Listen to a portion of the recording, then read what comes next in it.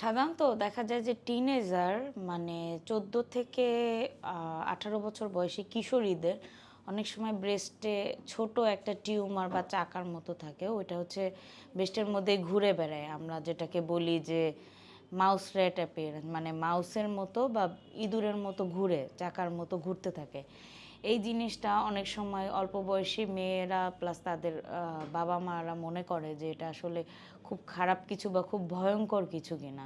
তো সেক্ষেত্রে আমরা মেয়েদের আশ্বস্ত করি এটাকে আমরা ব্রেস্টের তেমন কোনো ক্যান্সার বা খারাপ জাতীয় টিউমার না, এটা হচ্ছে ব্রেস্টের একটি বিনাইন টিউমার বা আমরা যেটাকে ফাইব্রোঅ্যাডেনোমা বলে থাকি।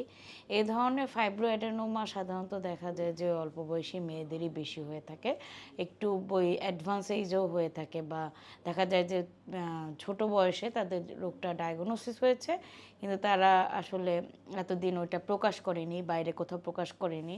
প্রথম বাচ্চা হওয়ার পর দুধ খাওয়ার পরে বা অনেক সময় দেখা যায় যে একটু কেয়ারফুল না থাকলে আগে টের পায় না, বাচ্চাকে দুধ খাওয়ানোর সময় বা অন্য সময় বিয়ের পরে এটা আইডেন্টিফাই করে যেরকম একটা ছোট টিউমার আছে।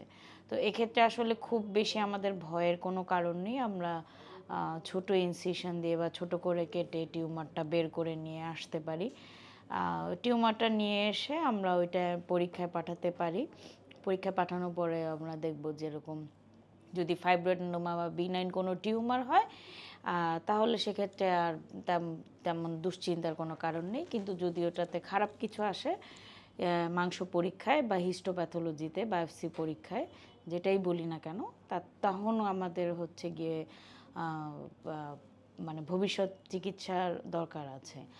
আরও দেখা যায় যে অনেকে কোশ্চেন করে থাকে যে ম্যাডাম আমার কি আবার হবে কি না। এখন আবার হবে কি না এই জিনিসটা অনেকটাই নির্ভর করে অপারেশনের উপরে। আমরা জানি ফাইব্রোঅ্যাডেনোমা টিউমারটা চারদিকে একটা ক্যাপসুল টাইপের থাকে। এই ক্যাপসুলটা সহকারে যদি নিয়ে আসা হয় বা পুরোটা যদি নিয়ে আসা হয় তাহলে কিন্তু আসলে এটা দ্বিতীয়বার হওয়ার সম্ভাবনা কম, খুবই কম। কিন্তু যদি দেখা যায় যে একটা অংশ বিশেষ চলে থাকে বা ক্যাপসুলটা বা গায়ের একটা অংশ থেকে যায়, সেক্ষেত্রে কিন্তু ফাইব্রোঅ্যাডেনোমাটা আবার হতে পারে এবং সেক্ষেত্রে পুনরায় আবার অপারেশন থাকতে পারে। এই আর কি। আবার অনেকের কোশ্চেন থাকে যে ফাইব্রোঅ্যাডেনোমা থেকে আবার আমার ক্যান্সার হতে পারে কি না।